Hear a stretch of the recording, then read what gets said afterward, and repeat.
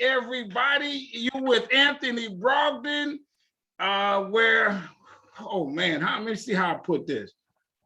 I'm coming at you strongly, efficiently, effectively, consciously, to give you what I like to call good Black history.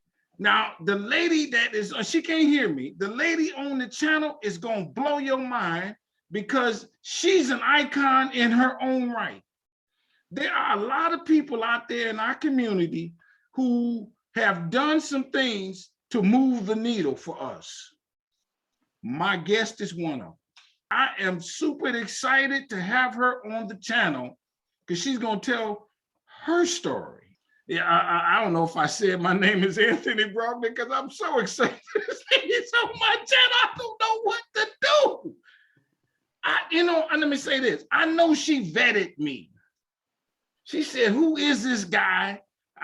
He's sending me these messages, so on and so forth. Who is he? And then she looked at a couple of videos. It was a wrap because of the other people who come on the channel.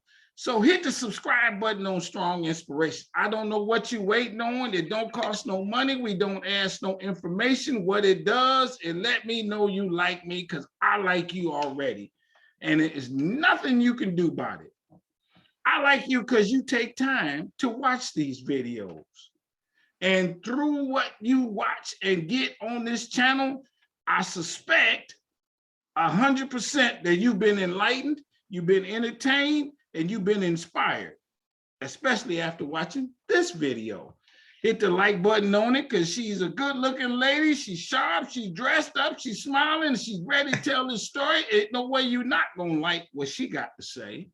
Hit the notifications bell for when the videos come up. You get a ding or something like that because I'm not putting them up at no specific time. I put them on the weekends and everything. It just hit my heart. Oh man, I got some video I want to share with these people. And boom, there it is. And then tell somebody about Strong Inspirations. Don't keep it to yourself, my friends. I honestly believe you'll be blessed by sharing this. And in the regard that you're helping someone else understand so that we don't, and you don't, and I don't repeat what has happened. Because it could happen. There's always them forces that want to keep somebody up under them. And when we know what they tried to do back then, we'll know how to counter-react it today. And that's my thought, and other people have said that, and I go with it. I believe it. Everybody, I'm serious about my game. I'm a filmmaker. It's called Business in the Black, The Rise of Black Business in America. I took this movie to 40 cities on my own dime.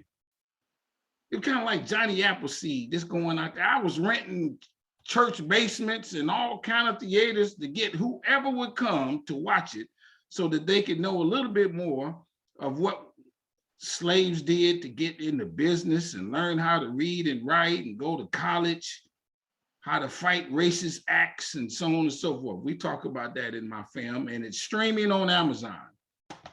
Business in the Black. Then I wrote the book. It's called Black Business Book. It's over 200 facts. And I'm telling you, if you know everything in this book, I'll give your money back. A book with a money back guarantee. Here it is. I'm that confident in what I have put together. And I ain't gonna lie to you, my friends, I'm not no big reader. So if you can give me the fact straight up, tell it to me, give me just a little bit of understanding, I'm good. Then I got it. If I want to learn more, I'll look it up, research it, so on and so forth. And what my book does to make that easy is I give you where I got the fact from. So you can take it from there. You just hit the link, copy the link, put it in your, on your computer and stuff like this. Oh man, I didn't know that. There it is. It's in the book. The book is on my website, businessintheblack.net. A couple more things before I have my guest coming on. Did you see the video? And I'm still, for lack of a better word, tripping on this. I got Frederick Douglass, 3-time great grandson on the channel. Nice guy too. And he is the two-time great grandson of Booker T. Washington. People said, I had a message guy say, well, how did that happen? Frederick Douglass had a son who was a doctor, a surgeon. My man is walking along the campus. I think he said at Hampton or Fisk or some one of the HBCUs. He saw Frederick Douglass's great granddaughter and said, boom, shaka laka, I'm hooking up with that lady.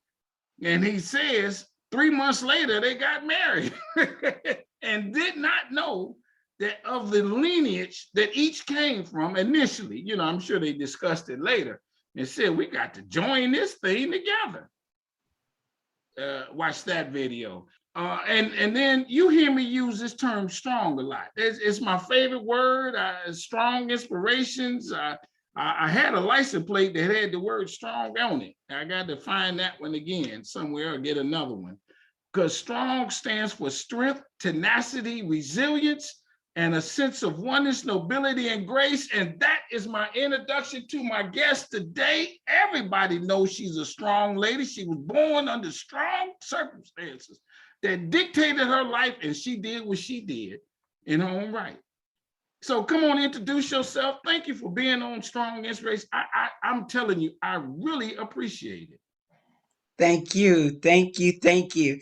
First of all, I'm very honored to be here. I never dreamed I would be here doing an interview with you. I've watched those that you've done. I'm impressed and inspired by being in the categories that you're mentioning of people that you've interviewed before.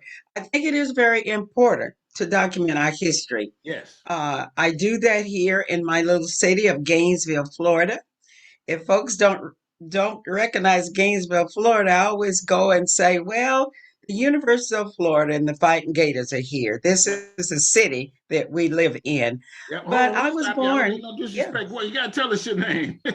Oh, maybe they will not know my name. My name is Vivian Filer, Vivian Washington Filer, because of Washington is my maiden name, and I always like to give my dad credit for Yep. being my dad. So Absolutely. Vivian Washington Filer is Yes. my name. Okay. And Now, hold I'm on. Let me ask you impressed. this.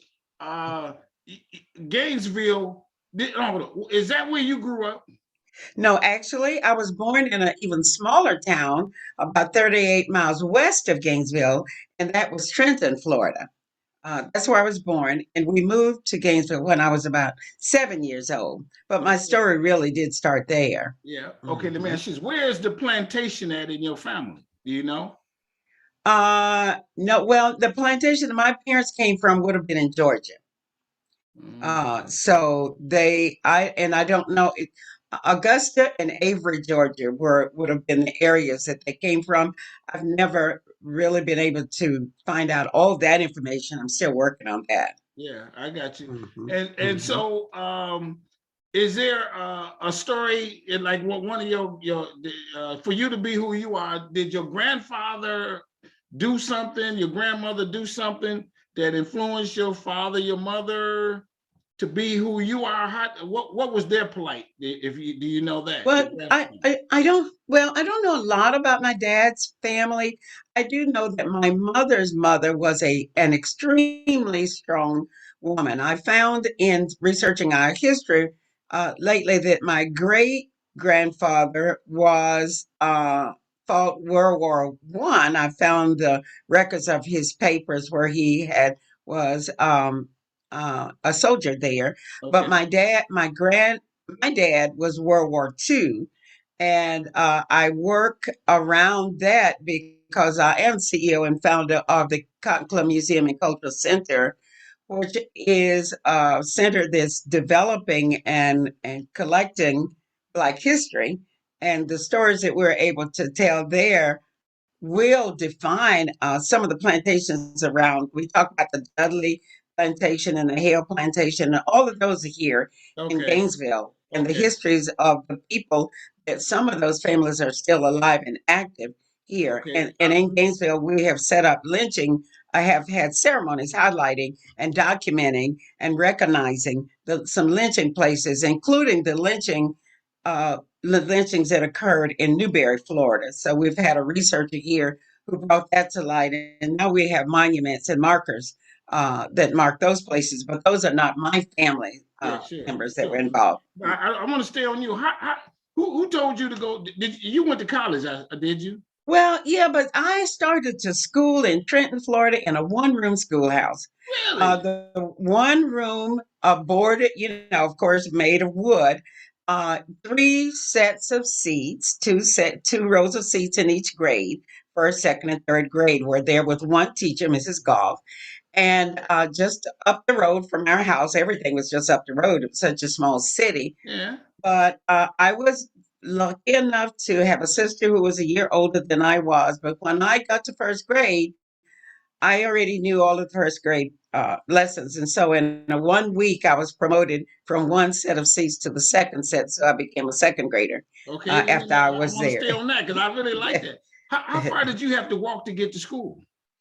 Well, in the country, and this was a little country town, we didn't measure blocks. It just was one long thing. But I would say maybe a block and a half, not very Okay, far. not far. Yeah, because my dad was a mechanic. He actually worked in the city at a service station because he was self-taught. He had taught himself from the age of 13 on how to take care of cars, and he was the known person in the city that would do that. We Okay. owned our own little piece of land. My dad had raised his own sugar cane, which he and the neighbors Sugar cane? turned it sugar cane. He Hmm. turned that into syrup and into moonshine, of course. That had to be the byproduct of that era as well. Yeah. But there are a lot of interesting things about my dad. In fact, that he owned the radio in our little small city. And when Joe Lewis and Maximilian or whatever that guy's name Yeah. fought, my dad would put the radio in the window of the front of the porch so that all of the men would come and gather in the yard, Oh, and they really? parched peanuts, and the ladies would talk over in the corner and the kids would play, and they'd listen to that fight and fight right along with him and hit him, no, knock him Okay, down. I And I got you. remember I got as you. a little girl when they gathered and when they did all that, and to us that was fun times. Yeah. But my dad was always a provider in Okay. that way. I So, want to stay on you just a tad more. Was it like to be in a one-room school? How much attention could she give any one student or the teacher or delineate? Okay, I can only talk to you uh-huh. about first Yeah, grade stuff. I got to yeah, talk to you about second grade because she got to tell yeah, the whole room. yeah. What was But that dynamic? that's what black folks do. And so parents sent children to school who knew how to act, as they say. So you weren't going to go and talk while she was talking. It didn't matter what grade she was in the room. So the respect was there. So as I remembered it, whatever class she was working with had an assignment. She put them on that assignment. Read these pages or do your math that she brought in, and then she'd work with the other group after she'd given those two groups things to do. And she just gradually worked herself through different sets of roles Okay. depending on what the work was. And Okay. I just remember I wasn't there a long time because my family moved, but Yeah. I can see in my mind's eye, that six set of rows with those old fashioned seats, with the desk built in that you Yeah. pull up. And I really admire her. One of the things I admire most about her is not only was she teaching us ABCs and one, two, three, but she cared about us totally. Did you get your hair combed or your shoes? I was Okay. famous for coming to school without my shoes. They just were an unnecessary piece of my life. So she would tell my Hold on, sister, I don't mean no. You did what now? I'd go without my shoes. I really hated shoes very passionately. So you were So, walking in the and then I dirt would and on the lose one. twigs barefooted. Oh, sure. We were in Florida. So it wasn't a bad deal to run around barefoot. Everybody did it. They just wore it when they went to church and to school. I just thought that was unnecessary, even at school. And so I'd lose one. And then those days, you didn't have five or six pair. You had a pair of shoes. Yeah. So my teacher would say to my sister and ask my sister to please tie my shoes to the end of the bed at night so I'd have them the next morning. And sometimes they'd be tied there, and I just leave them there anyway. But all I remember love. I remember love. I remember that Yeah. whatever she gave to us, she gave it to us with love.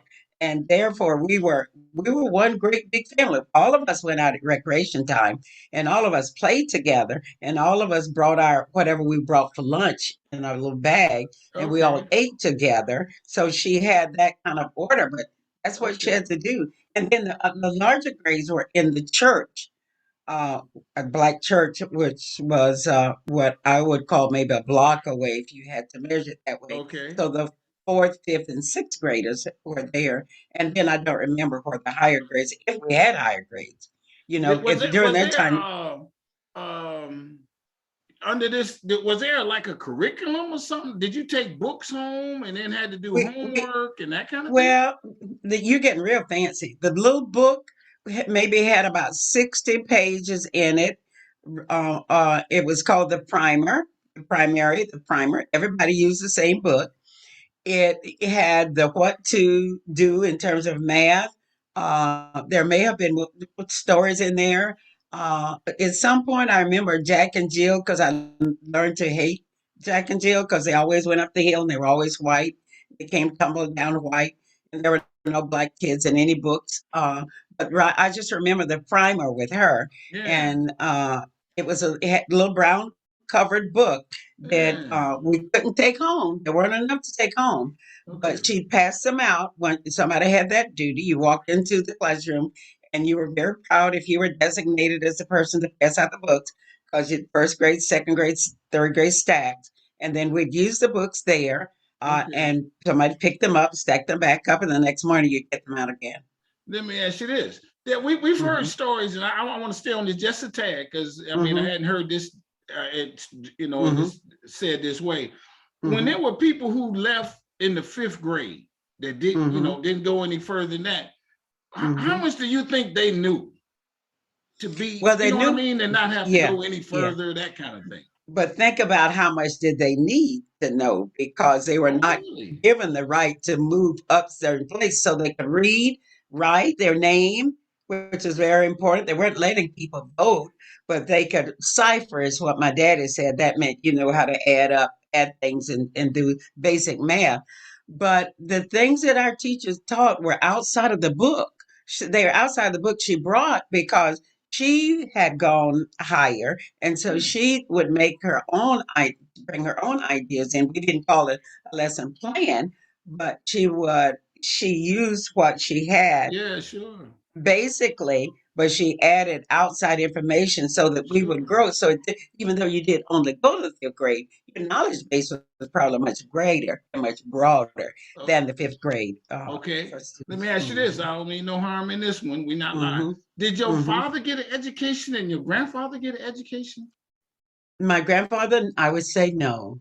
My father did go to school. I don't think he finished elementary school, so he may have Really? been one of those fifth, sixth graders. But my dad was a World War II veteran, so he went to service at the age of 36. He had a family already. We were living in Trenton, and he went off to war.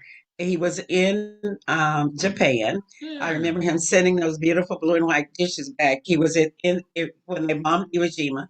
He was in Japan at that time, Huh. but we were very fortunate that he did come home. Yes. And later on, once we moved to Gainesville, and my dad, as a veteran, as an African American veteran, wanted to further his education and just go on to elementary school. Oh, And they really? were offering that. Yeah, they offer the veterans free schooling.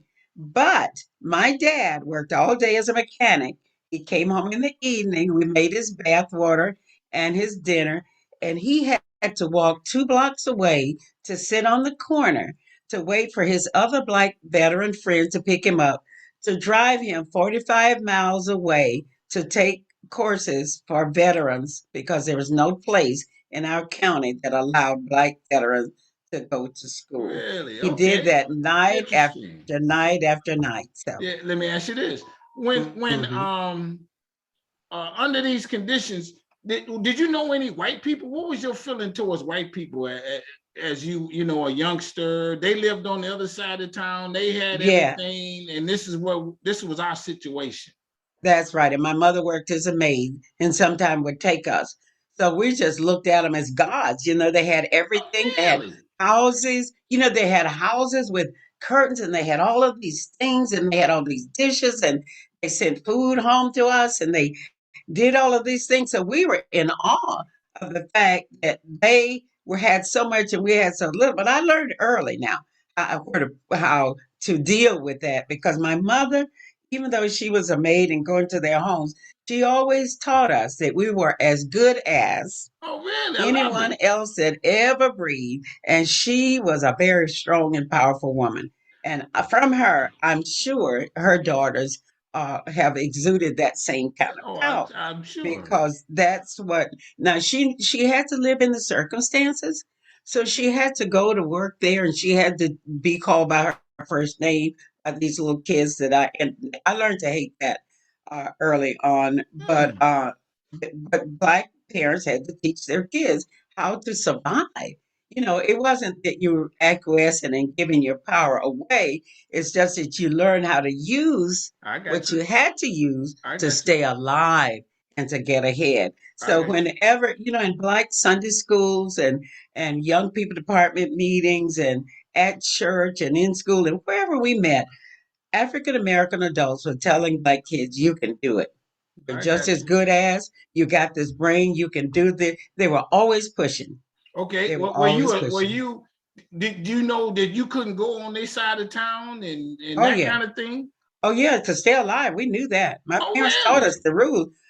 They taught us the rules. Now, if you over there and this is getting dark, you come home, and if you see if a white man looks at you and you think he's saying something, run toward another black adult. If you see one, or run toward home, or do something because it was treacherous during Do those you know of times. any story that of lynching or anything that happened to some black people that they told you don't say nothing? Did you hear that? They don't No, say nothing? well, it was just my dad. They didn't lynch my dad, but they tried to. Oh, My really? dad, Oh my yeah, God. yeah, my dad was.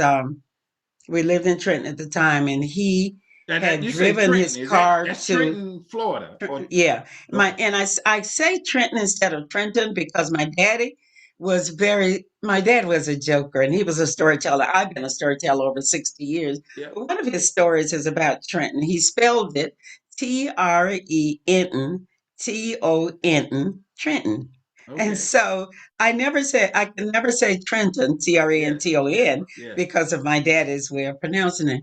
But he was a very smart man with the education that he had. But this situation with the Yeah. lynching was he always drove a car because he could put anything together, make it run.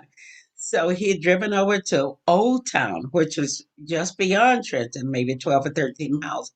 Very, very racist now. This is back, back in the, let's see, I was born 38, this is 40s, back in the Okay. 40s. And there was a car accident.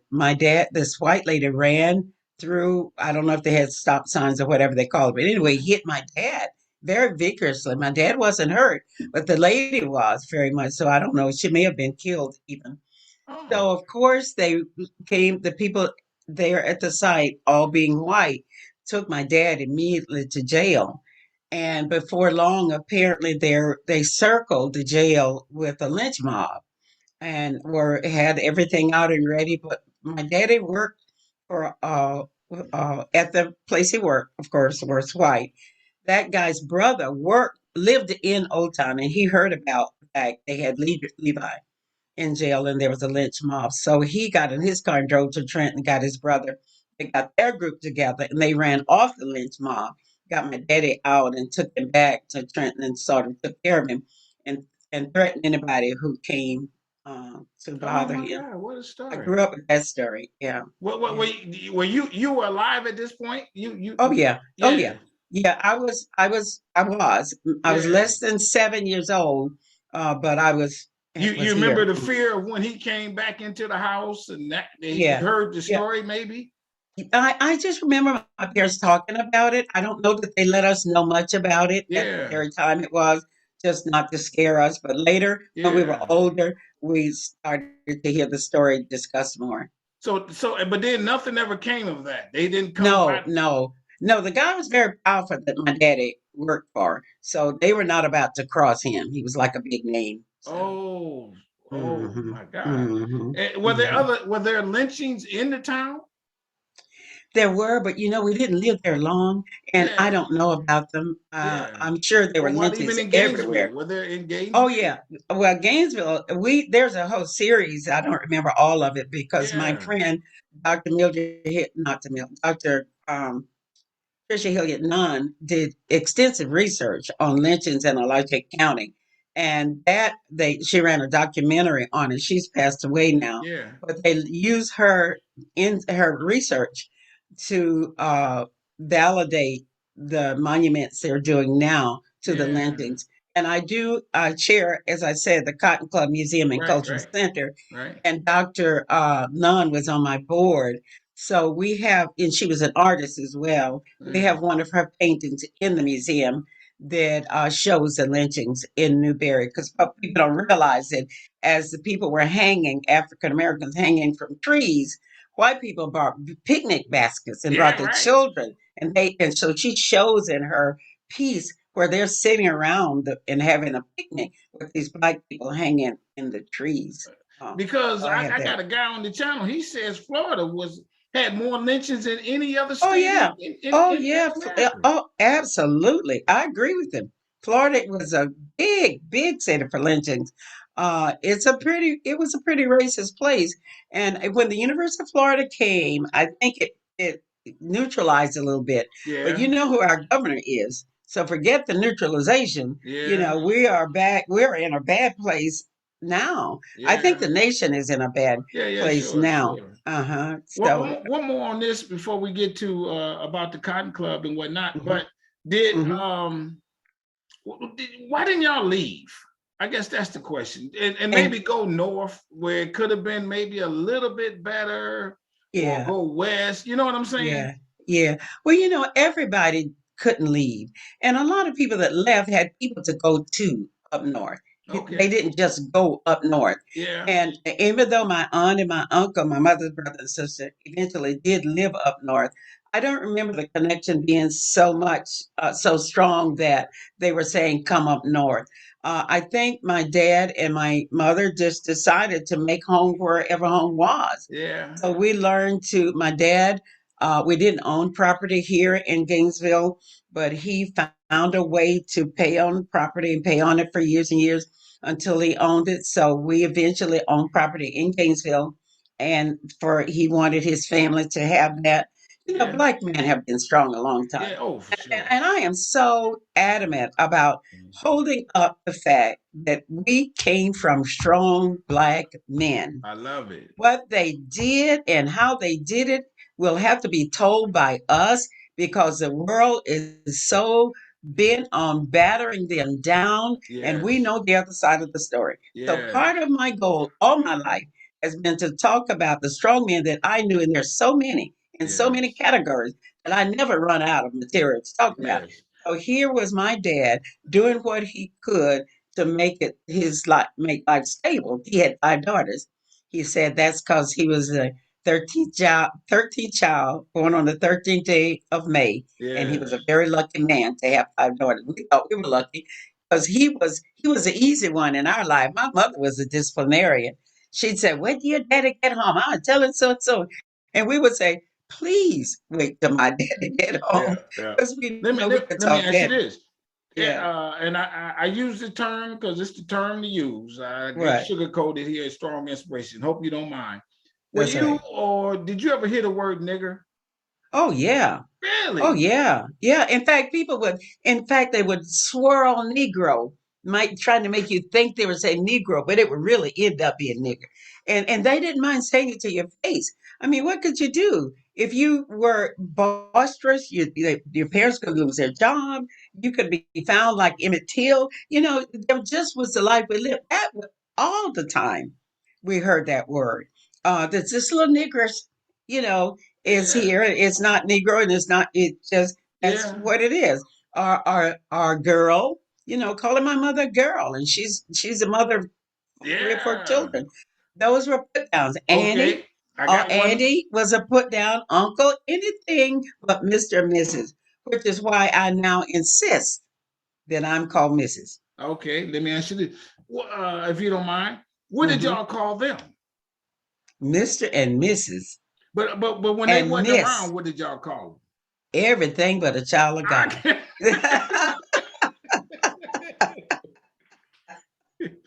I'm Did sorry, they but come to your side of town to go to your black owned restaurant or oh to the yeah, black and owned oh bar and yeah, come and get drunk and then go home and that kind of thing? yeah, yeah, all kinds of things, and they absolutely did come to our side of town to buy barbecue, and because if they're going to get the authentic barbecue, it was going to be done by us. I tell Yeah, Kentucky Fried did not learn how to break fried chicken on his own. He yeah, got that. We know where he got it from. yeah, So when I want to call attention to the power of Black people, I try, and I just did a workshop with some kids. I said, please realize America is Black. It belongs to us. You can't know American history if you don't know Black history. We that's brought right. it here. So from our mother Africa, we brought all of these things that are now spread out. Now the people own them, but we brought them here. Yeah. What was this? What was your side of town called compared to the white side of town? Well, we're across the railroad track, as in every city, Eh, and I grew up in a place called Spring Hill, and my parents still own land there. My parents have passed away, so now we Yeah, do. yeah, But I was co-chair of founding the Spring Hill Neighborhood Watch. The Cotton Club Museum sits there. I advocate for that area, even though I live in a different area yeah, now. yeah. We still own property there, but I'm very active in. I have been. I'm trying to get Yeah, no, that's inactive, fine. This is what we do but here. Yeah, yeah, yeah, yeah, but that's what we do. So we've called attention to a lot of the things that needs to happen there, yeah, and so it yeah. needs to happen on our side of town. And I like being a part of that. I'm trying to get more young people involved now. But no, we're getting into gentrification now, and Oh all of those yeah, things is hitting yeah, us like it is everybody else. yeah. So Sure, that's another sure, battle to sure. fight. But I just presented, and it's not on my website now, Anthony, but it will be Yes. a play. It's a reading play that was taken from documents from the oral history program at the University of Florida. Six Black women and two white women oral histories that we do a play on, Yeah, okay. and it's powerful. So we're Yes. editing now. It will go back on our website, but I really would like for you to see Yeah. it Oh because yeah. we We're talk gonna about blast it those out and times. everything. Yeah. We're talking about the times. Yes. Okay, Uh, is there somebody, and cause we're gonna get to the story, but you got me mhm, rolling. I love this. Is there mhm, somebody that you remember other than your parents who mhm. was the advocate, who was the activist, who, the preacher at the church, or some successful Black businessman or woman that really was everybody went to when there was trouble? Oh yeah. Oh yeah. I don't know if you've heard of the Chestnuts here. No. Charles Chestnut, now Charles Chestnut's the third and fourth, because Mr. Chestnut, that owned the Chestnut's funeral home, was a advocate for all everything that we could think of. He was a very cordial and nice and gentlemanly gentleman, but his family was in the original enslaved people that they brought to Alachua County. So he has that kind of history, but they just celebrated 100 years for their funeral service here, and they're still active and involved. But Mr. Chestnut was a go-to man, along with several other people, Yeah. but I just remember him vividly. But for me, the activist that I admired so was happened to have been my teacher. She went on to be very strong in other ways outside of teaching. Yeah. Uh, she would take me around with her, but she was a strong woman, and she was Mabel Dorsey. I give her Yeah. a lot of credit for being just that. But I'm privileged. There are a lot of strong Black men and Yeah, women sure, in sure, Gainesville when I came up, so sure. I had a lot of people to look up to, and I admired them to Do, this day. do Hmm. you do you remember seeing black only, white only signs? Oh, no, I lived them. I remember. Really? Oh, sure. I used to go in the downtown store called the Piggly Wiggly. Me and my friend Barbara Ann, and the black fountain was on one end of the meat counter. What if meat counter was the length of the store, and then the white was black on one end, one white on the other. So she and I would both turn on the water on each side and scream at each other. This water isn't black. It's the same color as yours. And Yeah. then we'd run out the store because if we got caught, not only were we going to be in trouble, but our mothers were going to kill us for doing that. But we did that all over town. We would sometimes even turn signs around, and we'd have to run and hide after that. I love it. Yeah, sure. I love it. What was the street that the black businesses was on and that kind of It thing? And calls okay, called Seminary Lane. It's still, and there's a lady who does Black history around that street now. We've lost a lot of the buildings, but one young man has saved one.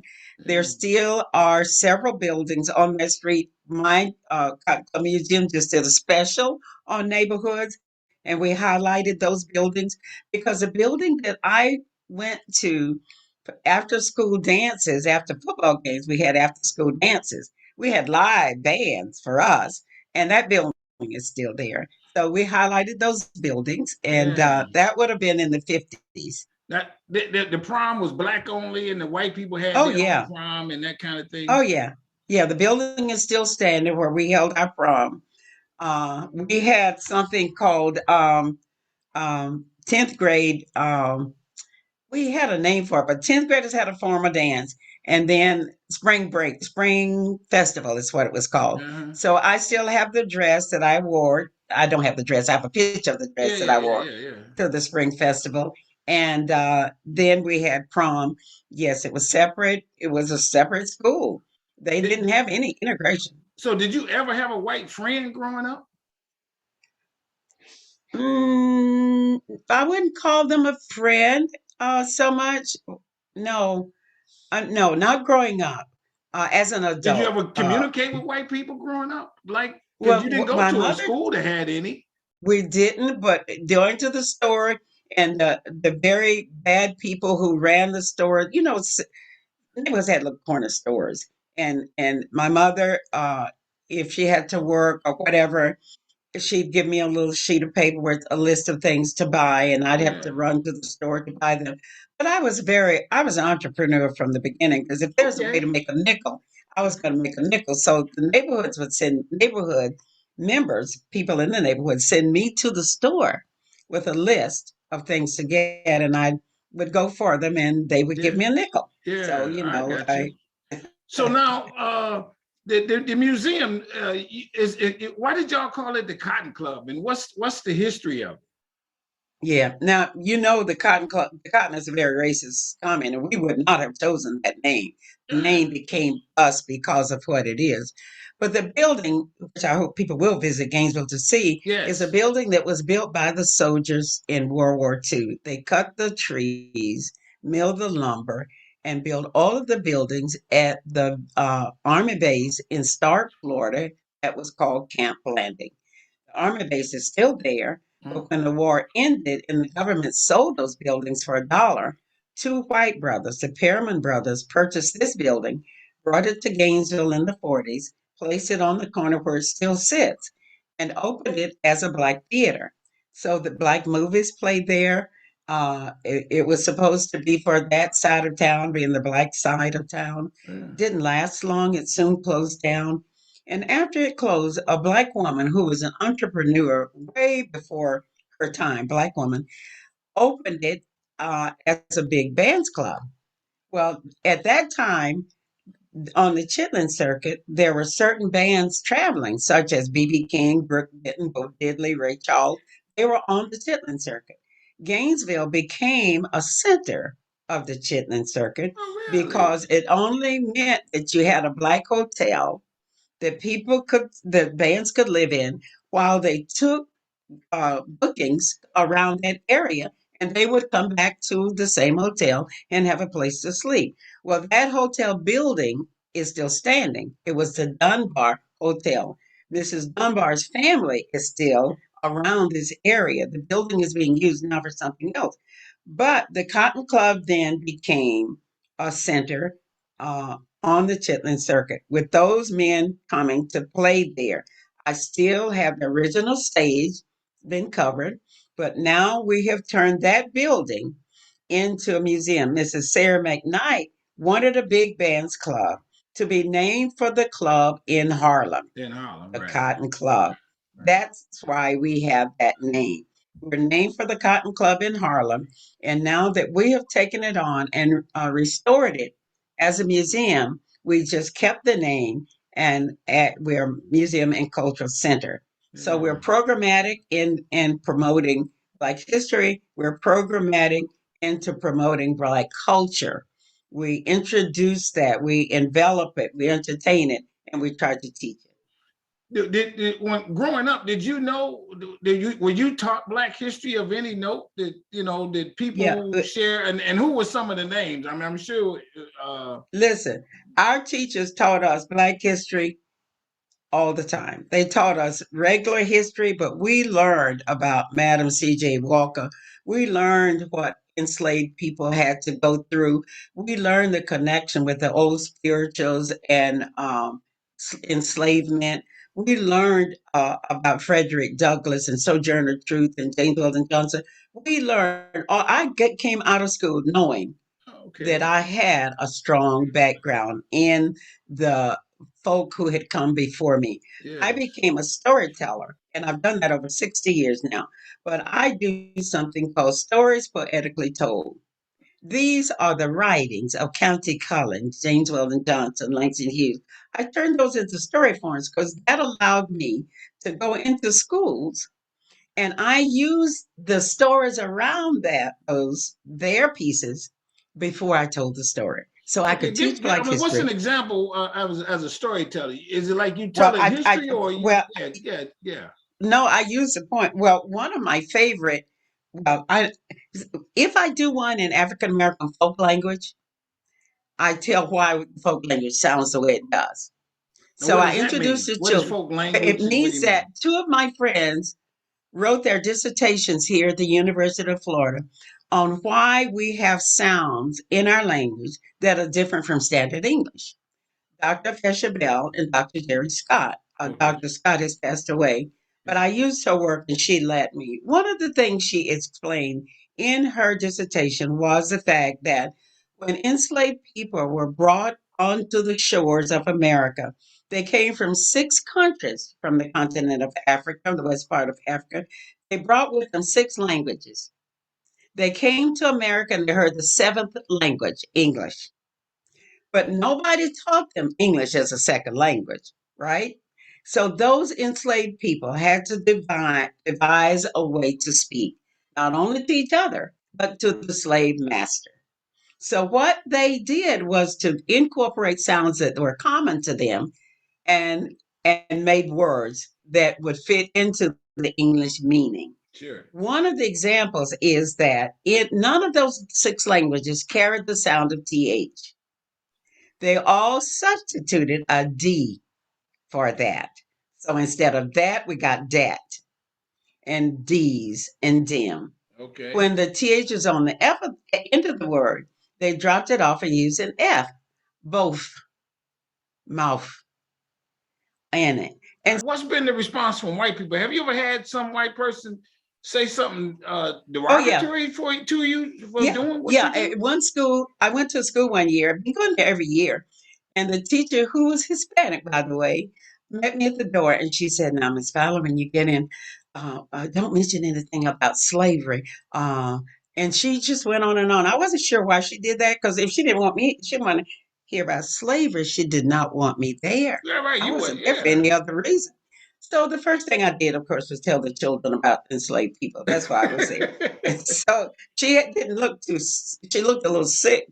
But another school did that to me too. I just listen to what they say. I know that's not my guy. And once you give me the mic, I'm in charge. That's right. So that's all I do. And I don't even look at him until I finish doing what I'm going to do. So in one of the schools, when that happened, they were very disrespectful of the Negro National Anthem. They had They wanted it to be a joyful day. And I was joyful about that process, that whole enslavement time. But the third graders came running in with little uh, runners in their hands and flyers and jumping up and down saying, lift every voice, lift every voice, lift every voice. And I was so upset with them because, when we sang lift every voice and sang, we stood at attention. We were respectful. We may have had Mary McLaughlin standing on the stage. She visited our school, singing this melodious song that had a meaning. So when I have to talk about the song, I go through the song and why we do it. And that is exactly what I did that day. Yep. And I talked about enslavement.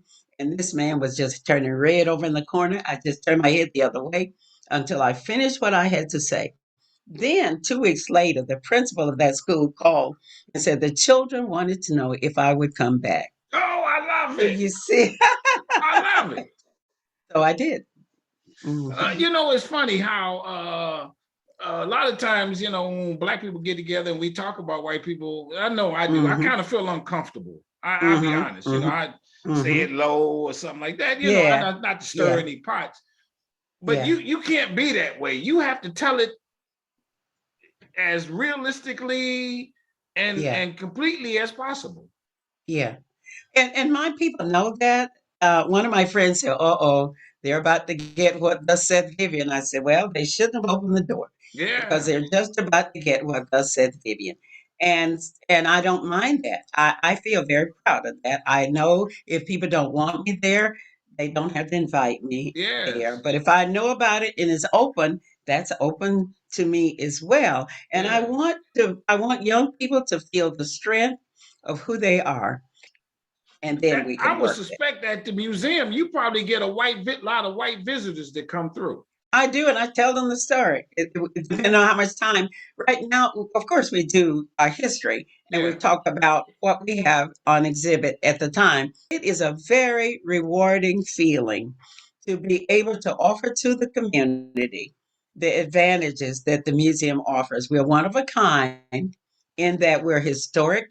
Our building is historic, and served entertainers. It is the original building from Camp Bland in World War II.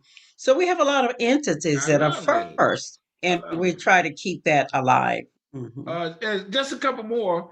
In Hmm. regards to the museum, is there a and even in the city, is there a Hmm. festival or something like that that you all celebrate specific to Gainesville? Yeah, I we know do. Juneteenth could be one, but is there something else that happened that you all recognize, or is Juneteenth Here, it? here, yeah, here's what we don't recognize. We don't recognize Juneteenth as our Emancipation Day. We Is we that give right? homage. We do recognize it, but the Emancipation Day for Florida is May 20th. See, Juneteenth belongs to Texas. May 20th, they read on the steps of the Knox Building in Tallahassee the Emancipation Proclamation that freed enslaved people in Florida. Florida African American Heritage Preservation Network has newspapers dating back to the 1800s where Tallahassee, Florida celebrated May 20th. We did that in our Florida schools. They integrated our Florida schools. We lost those celebrations. So now somebody misled the president into telling all of the world that Freedom Day would be the 19th of June, and that is not correct. Freedom Day really is not until December when all of the people were free. Yeah, Because that's think right. about it, That's right. Texas was the last Confederate states. The border states, Kentucky and those, still had enslaved people. So until he actually freed everybody in December, which should be Freedom Day, Yeah. all of us weren't free. Yeah. I didn't know this. Hmm. As people in Tennessee, I guess it is in Kentucky, they Yeah. celebrate August 8th. That's their day. That's their date. Hmm. And it's Yeah, and yeah. so I got a couple yeah, people yeah. on the channel. Yeah, they celebrate August 8th. When you were growing up, what kind of music would you? Was it just church music, may I ask? Oh Or no! Oh, I was the best dancer in my school. What do you mean, just church music? yes, Yeah. When yeah, I was in the ninth grade, I taught the ninth grade guys to dance. Had lessons out in our front yard to teach them to dance. So when we went to dancing, we'd have somebody to dance with, but it was swing dancing then. Now, in terms of the museum, what's the website and how can Okay, people support it and that kind of thing? okay. CottonClubMuseum.com. Our Facebook page is the same.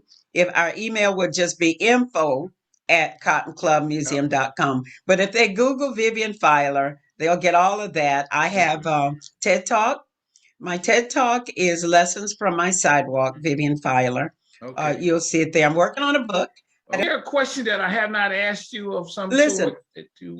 yeah, Anthony, and the New York Times reporter called because they wanted to interview me about the Gainesville Women for Equal Rights, the first integrated group of women in Gainesville. Yeah. I joined them when I finished high school, and I did so because I'd already had a very great upbringing in the movement and the political piece of what we weren't getting, but how the system should work. And that was Mr. Tom Coward, who taught us civics and he taught us how things should be. So I knew that I wanted to be active. And in high school, we were doing the things we could. But when I joined this group of women, they were women who were organized so that they could be more involved in inequities surrounding all the racial injustice with Jim Crow and the civil rights movement. So I was fortunate enough to already be a mother and a wife and a mother. And I also was in healthcare. I think at the time I was still a nursing assistant, even though I went ahead to get a couple, 3 or 4 more degrees. But at that time, I chaired the health committee for them. And our charge was the committee for Black women and for women, for 2 Blacks and 2 white. Our charge was to work on the integration of the segregated system for the hospital and the doctor's offices. There was a general hospital. All the Black folk were over the boiler room on a long hallway. Women on one side, men on the other, no AC. My first son was born in 58 under those conditions. My group had gone over to the hospital to talk with the administrator. I chaired the committee.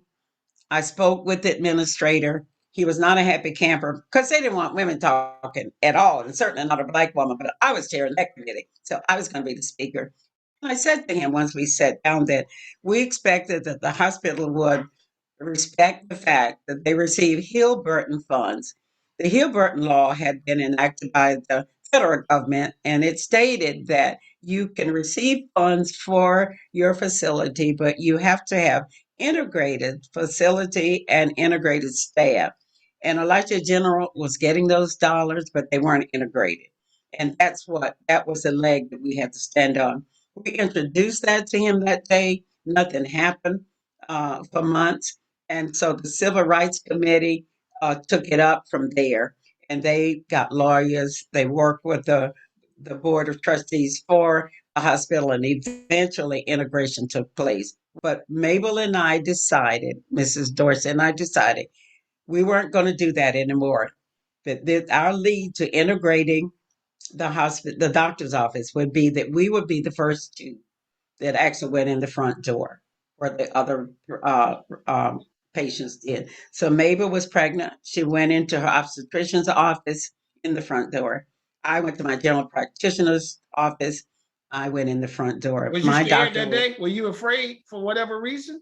I I I was a rebel.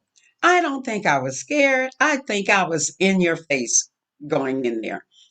And something could have happened to me, but I finally grew out of the fear thing of so much of what they people could do to me because I was in everybody's face by then. I was hidden right and left. I Yeah. learned to kind of I learned to kind of mellow down. Yeah. And one told the other one, she said, you know, Vivian can tell you off, and it takes you 15 minutes to realize that that's what she's done. So I learned to fix it so it Yeah, could yeah, be so yeah. people could listen. Otherwise, you're never going to affect Yeah, change. yeah. Let me ask you this one So, more question because I love mhm. what you're doing. Oh my God. Can you imagine a few things? Mhm. Can you imagine what slaves might have felt like being in the one room building like you grew up? knowing that they were trying to get an education under fear or for their Yeah. life. Yeah, that's right.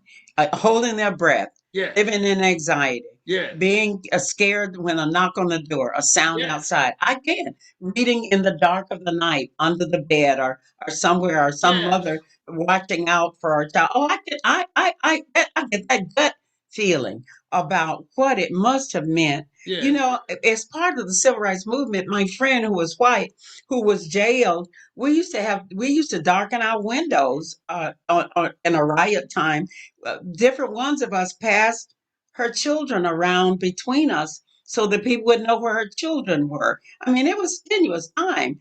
I remember one time my husband, who Wow. started to teach by then, called home and he said, "Bibi, I hear there's going to be a march downtown and people are going to sit in the middle of Main Street and University Avenue, and please, please don't let me see you on the 6 o'clock news." And he was just so concerned. I said, "Well, sweetheart, don't turn on the TV."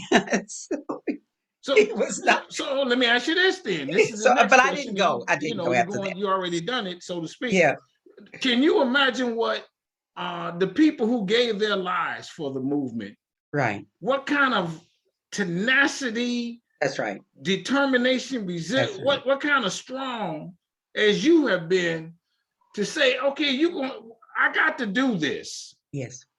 Yes. Well, no you matter had. what the cost is. That's right. I talked last night on a panel about women's liberation because I worked both movements as I was going through. They're both coupled together, and being in the women's liberation movement gave me a chance to tell them that I was there for women's rights, but I was not there to put down black men. That's been my mantra Mm, all the time, I love it. and they were accepting of that because it was a two-way street. But I did tell them about the time when I was a maid. I had not yet gone to college. I might have been in college, but I worked for these people, and the idea was if they were bringing their maid home after work, the maid sat in the back seat and the dog sat in the front seat. And here I am, miles and miles away from home. But I decided I was tired of sitting in that back seat. It was just me and the doctor who was bringing me home. But when he opened that door to get in the front seat on one side, I opened the door to get in the front seat on the other side because I was not riding in that back seat. So then he decided that his wife would be going with us. So he went and got her so she could sit in the front seat. Then I had to sit in the back. And that was all right with me because me and the dog were both in the back seat. But I had decided he wasn't going to do that to me one more time. I might have gotten fired. But that's the tenacity that those people who gave their lives had.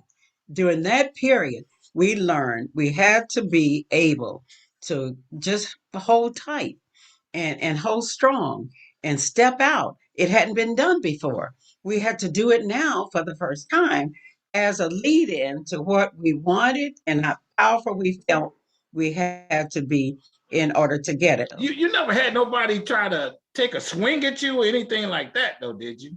Just verbally. Just verbally. Yeah, Nobody has ever tried to physically attack me, but I can handle verbal because I always come out on top. So I don't have. I invite that.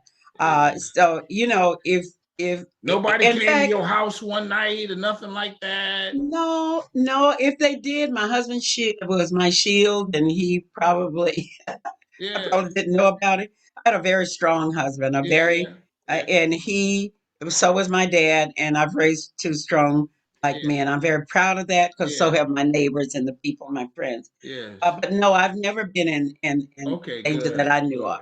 good. Mm-mm, Well, hey, mm-mm. I thank you so very much. So, Okay. so, so, so very much. And hold on, let me Mm-hmm. say this. Mm-hmm. You an icon Oh, I don't in know. your own way. You an icon. Everybody who heard this story, Uh-huh. you are watching an icon who I don't know how. I just sent a message to the museum. I got the icon to come on and say it with a smile. I will curse you out smiling, young man. You say something wrong, you don't give us the justice, the equality, I will get to you and let the cards fall where they may. Mm-hmm. Mm-hmm. Unbelievable. I thank you so very much for coming on this channel. Everybody, if you hit the subscribe button when you're ready, hit it. Hit the like button on this video now. Hit the like before you hit the subscribe if you got to. Tell somebody about Strong Inspirations. Don't keep it to yourself, because I got icons on my channel like this lady. We got to go down to that museum May 20th. Y'all probably got some stuff going on. Go to the website. It'll be on the description. Support it. Send them some money. Send them some prayers. Send them some love. People in that area, support it. When you're in Gainesville and you're visiting, take you an hour and check them out. And if you see this lady, tell her thank you. Because, you know, I guess really a lot of what you did was for strangers, people that you don't even know. And then I'm just assuming some of them didn't appreciate what you did. We ain't got to go into that, because that's not what it's about. So I say this with all sincerity.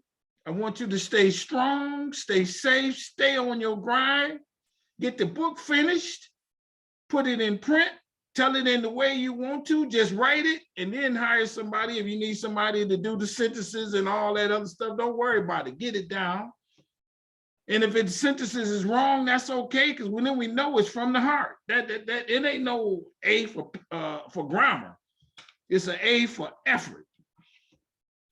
Thank you for coming on the channel, everybody. With that, I'll say bye-bye. Oh, is there a closing statement in your storytelling that can close us out? A story that you tell at the end that gets them and then the lights go out, that kind of thing. Well, I always say that there's power in being an African American. There's power in knowing who you are, who brought you here, whose shoulders you stand on. There's power in holding your shoulders high and saying, my people brought me here. And I always end with a quote that my friend at the University of Florida, Dr. Carolyn Tucker, uses. And I say, it's been my pleasure to be here, and I'm just tickled black that you asked me to. Boom, boom, shakalaka, everybody. Straight, no chaser, like I tell you. Moonshine on it.